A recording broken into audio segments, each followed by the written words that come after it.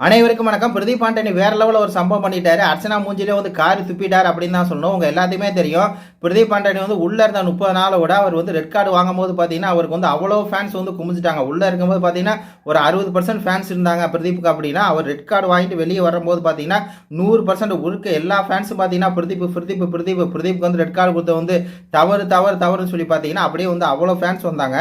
அவங்க யாருக்கு எதிராக வந்து பேச ஆரம்பிச்சாங்க அப்படின்னா அந்த புள்ளிகேங்கு எதிராக பேச ஆரம்பிச்சாங்க. இந்த மாதிரி இந்த புள்ளிகேங்கு 6 பெண்கள் சேர்ந்து வந்து பார்த்தீங்கன்னா இந்த மாதிரி பிரதீப் அவருக்கு வந்து ரெட் கார்டு கொடுத்தது வந்து தவறுன்னு சொல்லி அந்த ஃபேன்ஸ் வந்து உருவானது யாருக்குன்னா ஒன்லி பியூரான ஃபேன்ஸ் வந்து பிரதீப் ஆண்டனி தான் இருந்தாங்க. அந்த நேரத்தில் வந்து பார்த்தீங்கன்னா இடையில ஒரு கௌசிக்னு ஒருத்தையும் வந்துச்சா, அதான் அர்ச்சனா வந்து இடையில வந்து இந்த மாதிரி பிரதீப் ஆண்டனியை வந்து ரெட் கார்டு கொடுத்து அனுப்பிச்சா அந்த புள்ளிகேங்க வந்து பார்த்தீங்கன்னா அர்ச்சனா தனியால சமாளிச்சா, தனியால வந்து தெரிக்க விட்டா, தனியால வந்து ஓட விட்டா அப்படி சொல்லி பார்த்தீங்கன்னா அந்த இடையில வந்து பார்த்தீங்கன்னா அர்ச்சனா அப்படிங்கிற ஒரு நாடகக்காரி உள்ள வந்து ஒரு நாடகத்தை வந்து கிரியேட் பண்ணி இந்த மாதிரி பார்த்தீங்கன்னா பிரதீப் ஆண்டனி ரெட் கார்டு கொடுத்து வெளியேற்றின அந்த 6 பெண்கள் வந்து பார்த்தா ஒரு பெண்ணாக இருந்து அர்ச்சனாங்கிற நாடகக்காரி வந்து அப்படியே அடித்து வீழ்த்திட்டா, ஓட விட்டா, தும்சம் பண்ணிட்டா அப்படி இப்படின்னு பார்த்தீங்கன்னா ஒரு நாடகத்தையே கிரியேட் பண்ணிட்டாங்க.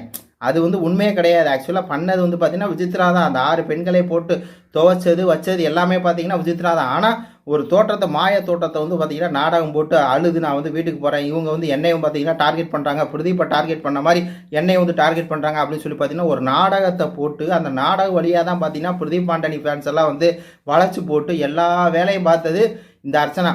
அதுதான் வந்து பார்த்தீங்கன்னா அர்ச்சனாவுக்கு ஒரு சரியான ஒரு பதிலடி, ஒரு செருப்படி கொடுக்குற மாதிரி தன்னோட ட்விட்டரில் என்ன போட்டுக்காரு அப்படின்னா இடையில இந்த கௌசிக் வந்தா அப்படிங்கிற அந்த வார்த்தையை வந்து மென்ஷன் பண்ணியிருக்காரு. இது புரியாம பார்த்தீங்கன்னா நேற்று இருந்து பார்த்தீங்கன்னா அர்ச்சனா சம்புகள்லாம் வந்து கமெண்ட் பண்ண ஆரம்பிச்சாங்க. என்ன அப்படின்னா இந்த மாதிரி பிரதீப் வந்து வாழ்த்துக்கள் சொல்லிவிட்டார், அர்ச்சனாவுக்கு வந்து வாழ்த்துக்கள் சொல்லிவிட்டார், பிளஸ் யூ நல்லா இருக்குன்னு சொல்லிட்டாரு. அதனால வந்து பார்த்தீங்கன்னா 2 பேரும் வந்து பார்த்தீங்கன்னா ஒருத்தர் வந்து கமெண்ட் போகிறார் சத்யநாராயணா, இந்த பக்கம் PR Archana equal to Pradeep Antony equal to Archana, PR அர்ச்சனாவா என்னென்ன உட்ராய பாருங்க. அவர் தெளிவாக போட்டிருக்காரு. இடையில இந்த கௌசிக் வந்தால் எல்லாமே ஏன் சப்போர்ட்டு, நீ இடையில வந்துட்டு எனக்கு சப்போர்ட்டாக பேசுகிற மாதிரி அந்த 6 பெண்களை ஏதோ ஒன்னே புள்ளி பண்ண மாதிரி. ஆக்சுவலாக அந்த 6 பேர் சேர்ந்து புள்ளி பண்ணது யாரை? பிரதீப்பை தான் புள்ளி பண்ணாங்க. அவரை தான் வந்து வீட்டை விட்டு வெளியே துரத்துனாங்க ரெட் கார்டு கொடுத்து. அதை வந்து தனக்கு சாதகமாக யூஸ் பண்ணி இத்தனை நாள் வரை உள்ளே இருந்து டைட்டிலே அடிச்சிருக்கு. ஒயிட் கார்டில் வந்து டைட்டில் அடிக்க யாருக்கும் தகுதியே இல்லை. அப்படி இது வந்து வாங்கியிருக்கு அப்படின்னா அவருடைய 30 நாள் உழைப்பு, அந்த உழைப்பு மூலியமாக வந்ததான் இந்த வெற்றி. அதனால தான் பார்த்தீங்கன்னா பிரதீப் வந்து சரியாக போட்டிருப்பாரு. இடையில இந்த கௌசிக் வந்தா அப்படின்னு சொல்லி இதுக்கு எடா பண்ணுவீங்க, தலைமை வேற லெவல் மாஸ்டரா பிரதீப் எப்பயுமே வந்து பார்த்தா சம்பவக்காரன் அப்படிங்கிற மாதிரி தான் இருக்குது. இவங்க மேலே இருக்க அந்த 2 லைனை வச்சுக்கிட்டு பார்த்தீங்களா பிரதீப் சொல்லிட்டாரு கங்க்ராச்சுலேஷன் சொல்லிட்டாரு அப்படின்னு. கங்க்ராச்சுலேஷன் சொல்லப்பா குத்திக்காம சொல்லியிருக்காரு.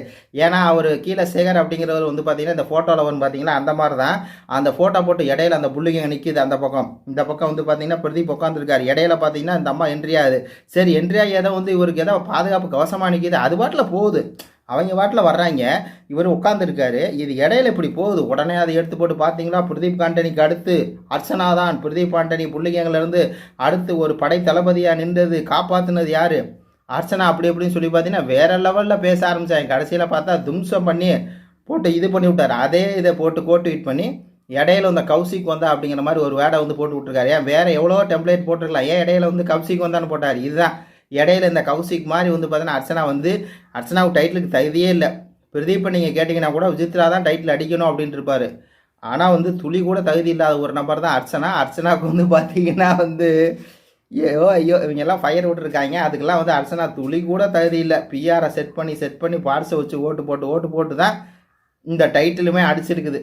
இவங்க வந்து மாயா பிஆர் வச்சுருக்காங்கன்னு சொல்லுவாங்க. மாயா பிஆர் வச்சுருக்காங்க, வெளிநாட்டிலேருந்து ஓட்டு போடுறாங்க, துபாயில் வருது, கர்நாடகாவிலேருந்து வருது, ஆந்திராவில் வருது, கேரளாவில் வருது வாங்க. ஆனால் அர்ச்சனாவுக்கு வந்து உள்ளூர்லேயே பிஆர் வச்சு ஓட்டு போடுறது கண்ணுக்கு தெரியாது அப்படிங்களா? இது விட்டு உங்கள் கருத்துக்களை சொல்லுங்கள். நன்றி, வணக்கம்.